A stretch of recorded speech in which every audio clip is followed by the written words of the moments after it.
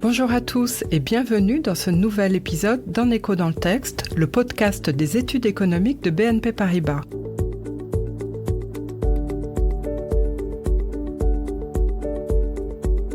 Aujourd'hui, nous plongeons dans les finances publiques des économies émergentes en 2025 à travers une analyse exclusive de notre dernier numéro, Éco-Perspectives, consacré aux économies émergentes.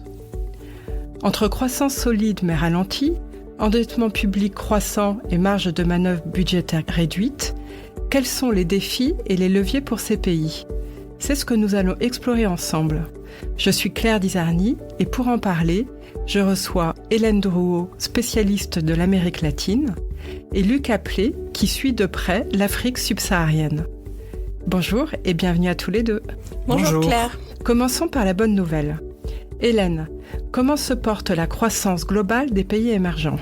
Dans l'ensemble, la croissance est restée solide depuis le début de l'année 2025.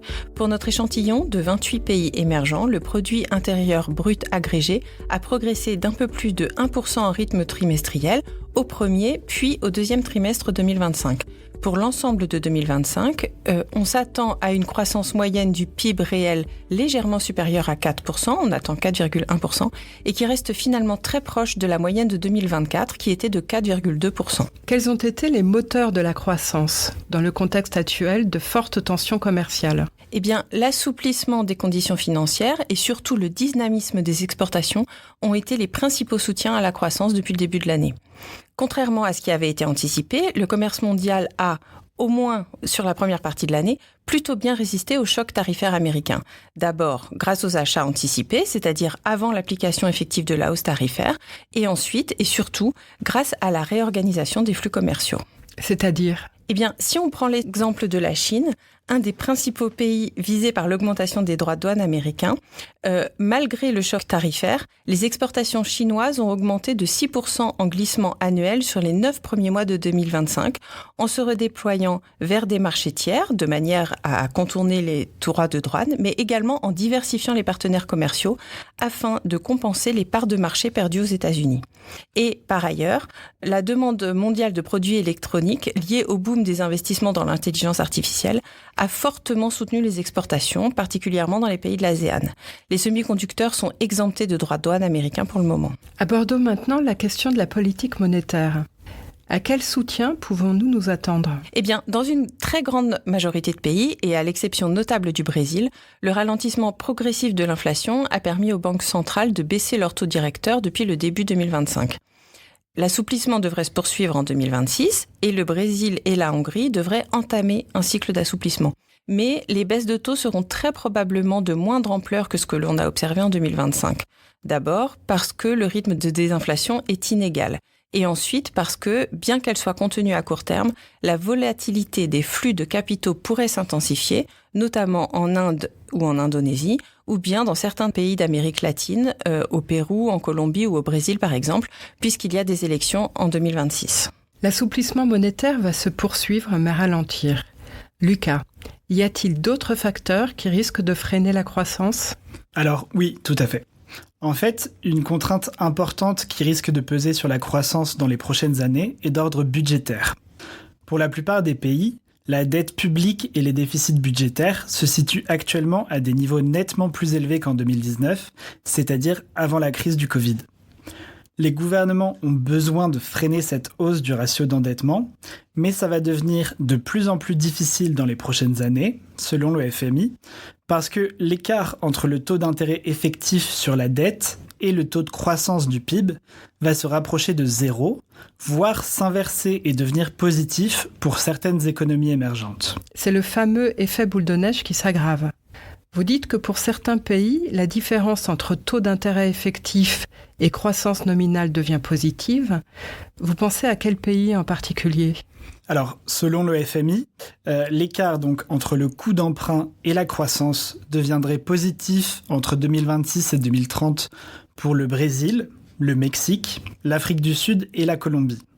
Mais de manière générale, tous les pays émergents vont être confrontés à des taux d'intérêt plus élevés que sur la décennie passée, et ce, alors que la croissance potentielle va ralentir pour beaucoup d'entre eux. Pour cette raison, les dettes publiques ne sont pas près de se stabiliser, puisque selon les projections du FMI, la dette agrégée des pays émergents devrait augmenter de 10 points de PIB d'ici à 2030, c'est-à-dire que la dette publique passerait de 74% du PIB actuellement à 84% du PIB à horizon 2030. Parmi les émergents, la dette de la Chine et de la Pologne sont celles qui augmenteront le plus sur la période. La dette publique chinoise, telle que mesurée par le FMI, devrait prendre 20 points de PIB d'ici 2030 et la dette polonaise 18 points de PIB. Alors bien sûr, il y a des exceptions. On peut penser notamment à l'Argentine et à l'Égypte, qui bénéficient actuellement de plans de soutien du FMI et qui devraient donc connaître une baisse de leur ratio d'endettement sur la même période. Compte tenu de cette détérioration des finances publiques, la question se pose. Quels sont les pays qui ont le moins de marge de manœuvre pour soutenir leur économie face à un ralentissement de la croissance ?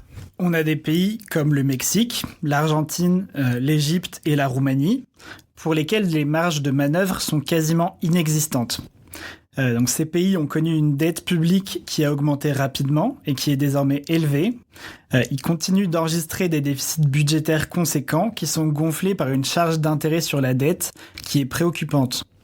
On a aussi des pays dont les marges de manœuvre sont limitées par des contraintes structurelles, par exemple en raison de la rigidité des dépenses, notamment au Mexique, au Brésil et en Colombie, ou encore en raison de recettes assez faibles, par exemple en Inde, où les recettes publiques stagnent autour de 20% du PIB. Un mot sur le Brésil, Hélène. La croissance ralentit, mais le gouvernement a-t-il des leviers pour la soutenir ? Eh bien, la dette publique est déjà élevée au Brésil à 76% du PIB fin 2024. Et comme Lucas vient de le rappeler, les marges de manœuvre du gouvernement seront fortement contraintes par l'effet boule de neige sur la dette publique. Cela dit, le pays pourrait mobiliser des canaux extra-budgétaires tels que les banques et les entreprises publiques pour soutenir le crédit et l'investissement et ainsi stimuler la demande intérieure. Mais il ne faudrait pas que ces mesures compromettent la détente monétaire attendue par les marchés au début de l'année prochaine. En conclusion, Lucas, quel est le principal risque à moyen terme pour l'ensemble des économies émergentes ? Eh bien, compte tenu de la hausse des ratios d'endettement public des économies émergentes d'ici 2030, je dirais que le principal risque à surveiller dans les prochaines années serait la hausse de la vulnérabilité des gouvernements aux conditions de financement international. Face à cette vulnérabilité accrue, les marges de manœuvre des gouvernements vont rester réduites. La charge d'intérêt sur la dette devrait rester élevée, d'une part, et les dépenses des gouvernements vont devenir de plus en plus rigides, d'autre part.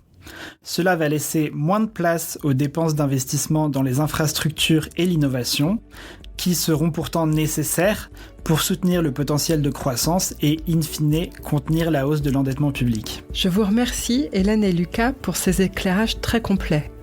Merci également à nos auditeurs de nous avoir suivis. Nous vous invitons à consulter nos analyses sur le site des études économiques de BNP Paribas.